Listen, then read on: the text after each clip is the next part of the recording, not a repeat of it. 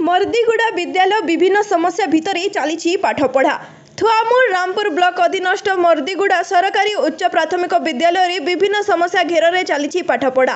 प्रथम रु अष्टम श्रेणी रे 162 जन छात्र छात्री एठी पाठ पढ़ुछंती। एठी नूतन निर्माणाधीन कोठा सह मोट 7टी श्रेणी गृह अछि। हेले 2टी श्रेणी गृह बहुत खराब थिबा बेले प्राय समस्त गृह मानकरे पानी झरुथिबा अभियोग होईछि। वर्षा हेले पाठपढ़ा बाधा प्राप्त हेउछि। नूतन श्रेणी गृह काम संपूर्ण होई नथिबा फलरे बाधा होई विपद संकुल गृह रे पाठपढ़ा चली।